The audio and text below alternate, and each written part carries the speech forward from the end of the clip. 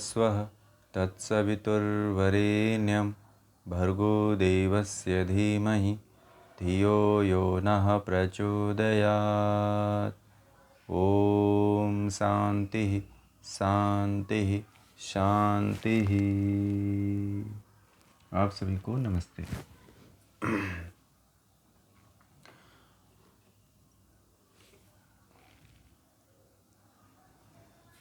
अब जो है हम लोग आसन के बाद प्राणायाम साधना के जो कुछ नियम हैं उनके बारे में पढ़ेंगे। प्राणायाम करने के लिए किस किस नियम का पालन करना चाहिए, किन नियमों की विशेष सावधानी रखनी चाहिए, जिसको रख करके प्राणायाम को साधा जा सकता है, जिसको प्राणायाम किया जा सकता है, तो उसका विशेष ध्यान देंगे। 78वें श्लोक से प्रारंभ है कि यथा सने दृढ़े योगी वसी हितमितासनः गुरुपदिष्ट मार्गेण प्राणायामान समभ्यसेत। आसन में दृढ़ योगी जो कि स्वास्थ्यवर्धक अल्पाहार लेता है को गुरु द्वारा उपदिष्ट मार्ग के अनुसार प्राणायाम का अभ्यास करना चाहिए। एक बात उन्होंने, चाहे गिरंड ऋषि हों, चाहे स्वात्माराम हों या फिर श्रीनिवास भट्ट हों, उन्होंने अपने अपने ग्रंथों में एक ही बात को लेकर के बार बार इंगित करते हैं, जिस पे हमें भी ध्यान को केंद्रित करना चाहिए। वो एक बात कहते हैं कि बहुत ही रहस्यमयी बात कहते हैं कि अल्पाहार का तात्पर्य क्या समझते हैं आप लोग? अल्पाहार केवल ये सुन लेने से कि आधा पेट भोजन कर लें तो अल्पाहार हो जाता है, इसकी गहराई में थोड़ा आज उतरेंगे, क्योंकि बहुत ही महत्वपूर्ण विषय है ये। इसको यदि आपने जीवन में समझ लिया तो मुझे लगता है कि अपने स्वास्थ्य को पूरा पढ़ लिया आपने। और जो व्यक्ति इस रहस्य को नहीं समझता है वह जीवन में स्वास्थ्य के पीछे ही दौड़ता रहता है। वह हर समय उसकी जो दौड़ होती है वह स्वास्थ्य को लेकर के ही होती रहती है कि मेरा स्वास्थ्य खराब हो गया, मेरी तबीयत खराब हो गई, मेरे पेट खराब हो गए, मुझे ये समस्या आ गई, मुझे वो समस्या आ गई। और इन्हीं समस्याओं को लेकर के वह हमेशा इधर उधर दौड़ लगाता रहता है। अंत में उसे कुछ हासिल नहीं होता है, जीवन रोगों से ग्रसित हो जाता है और बिना लक्ष्य को प्राप्त किए उसके प्राण शरीर छोड़ देते हैं। यह सभी को पता है और ये चीज़ सबके साथ हो रही है। हो रही है कि नहीं हो रही है? ये सबके साथ हो रही है। परंतु मनुष्य इस बात को समझने के लिए तैयार ही नहीं है कि जो उसकी मूल कुंजी है, जो चाबी है, उसको क्यों न ठीक किया जाए, उसको क्यों न सही किया जाए। जहाँ से सभी समस्याएं उत्पन्न हो रही हैं, जहाँ से सारी प्रॉब्लम खड़ी हो रही है, उसको क्यों न ठीक किया जाए।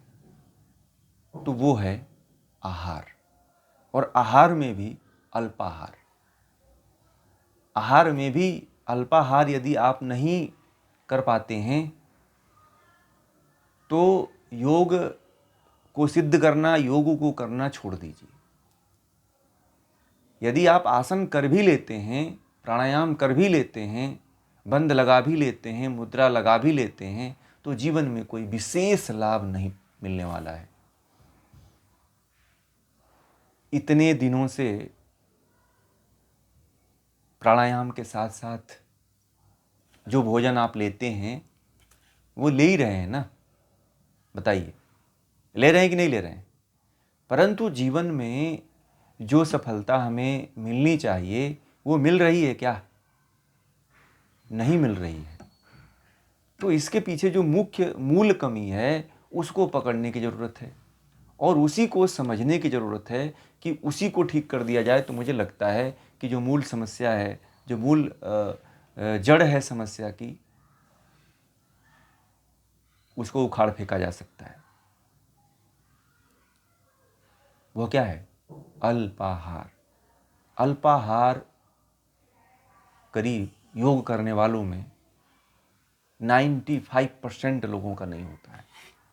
आपको बता दें, 95% लोगों का अल्पाहार नहीं होता है और करीब 98% लोगों को ये भी नहीं पता होता है कि अल्पाहार कितना हुआ, कितनी मात्रा को अल्पाहार कहेंगे। पेट में जाता है तो उनको पता ही नहीं चलता है कि हमारा पेट कितना भरा, ये कभी कोई फील नहीं कर पाता है। ये जो रहस्य आज बता रहा हूँ, बड़ी गंभीरता के साथ इसको समझिएगा,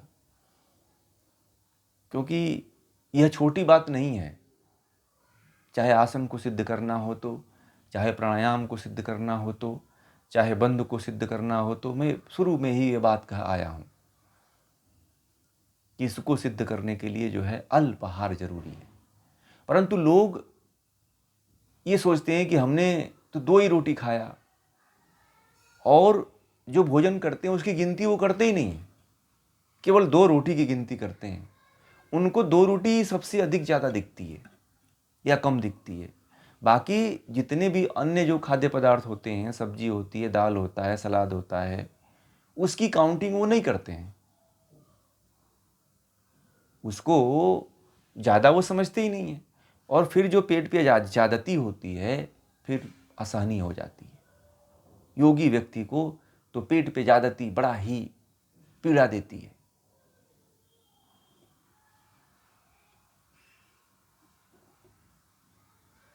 ये बात हमें बाहर से भोजन देने में नहीं पता चलती है, परंतु जब वो अंदर जाता है और हमें कुछ करने नहीं देता है, तब पता चलता है कि अभी भी हम योग में स्थित नहीं है। भोजन का मतलब ये होता है कि भोजन जाए और आपको फुर्ती दे दे। भोजन वैसा होना चाहिए कि भोजन खाएं और आप और एक्टिव हो जाएं। ऐसा भोजन होना चाहिए। भोजन खाने के बाद आलस नहीं आना चाहिए। भोजन करने के बाद ढीला नहीं होना चाहिए। भोजन करने के बाद मन में तंद्रा नहीं होना चाहिए। भोजन करने के बाद नींद लेने की इच्छा ना हो। भोजन करने के बाद काम करने की उत्सुकता कम हो जाए। तब समझिए कि आपने भोजन कुछ ज़्यादा ही कर लिया।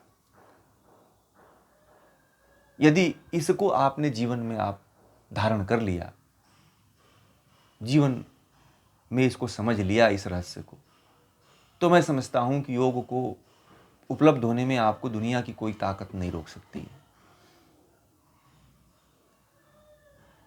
योग को वही व्यक्ति उपलब्ध हो सकता है जो व्यक्ति सही तरीके से अल्पाहार करता है। मात्रा को ध्यान में रखिए।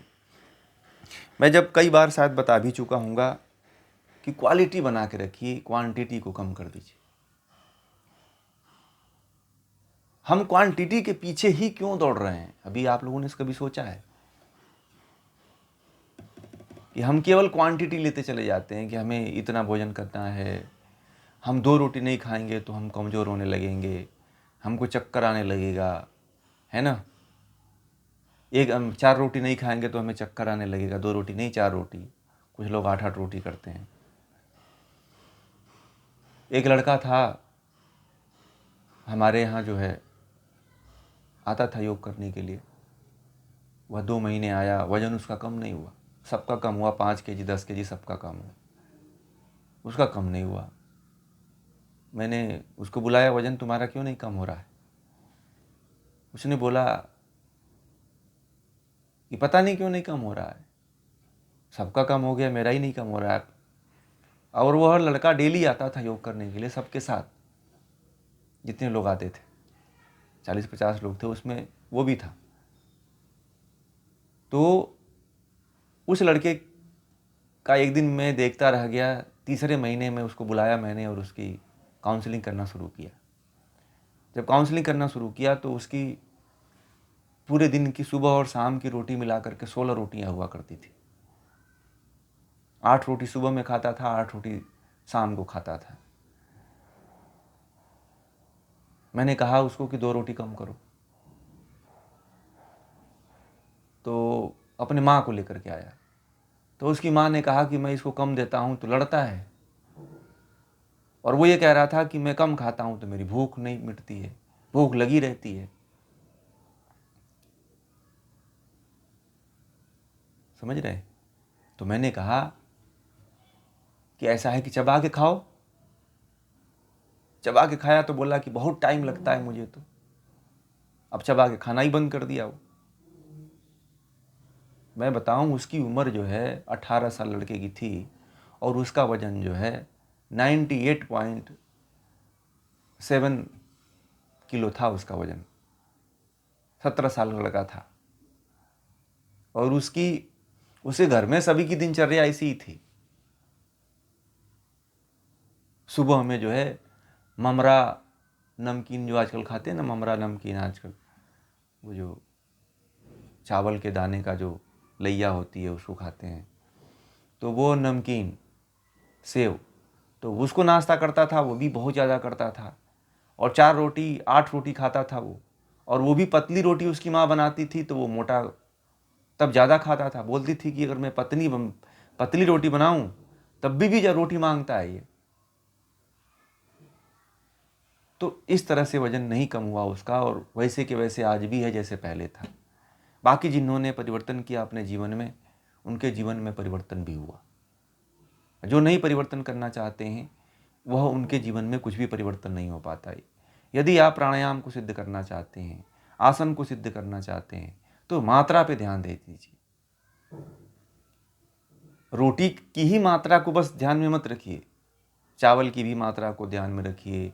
और सबसे बड़ी बात है कि ये भोजन तो ठीक है, भोजन को तो आदमी लिमिट में कर लेता है कि कितनी क्वांटिटी होनी चाहिए, परंतु जो बाहर की चीज़ें खाता है उसमें जो उन खाद्य पदार्थों को खाने के बाद जो है शरीर में कार्बोहाइड्रेट वसा फैट बनता है, उसकी गिनती कोई नहीं करता है। बड़े मज़े की बात है, लोग जो है ब्रेड खाते हैं, चीज़ वाला ब्रेड खाते हैं, मक्खन खाते हैं, तो उसकी बात को उसके अंदर से जो प्रोटीन कार्बोहाइड्रेट फैट बसा तैयार मिलता है शरीर को, उसकी काउंटिंग वो करते ही नहीं है।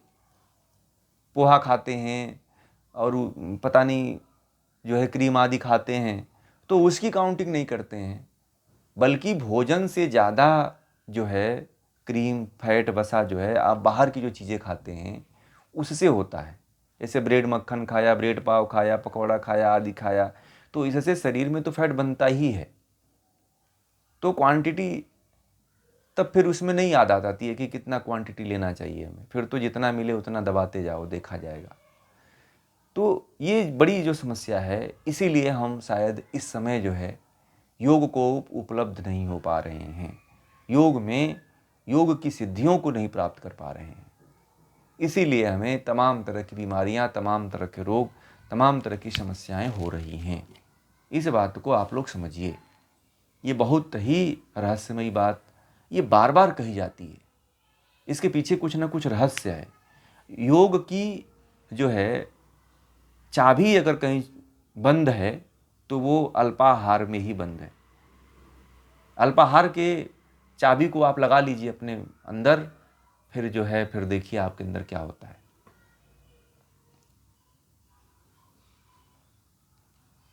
आदमी जो है 3-4 रोटियों में संतुष्ट हो जाता है। बात समझ रहे हैं?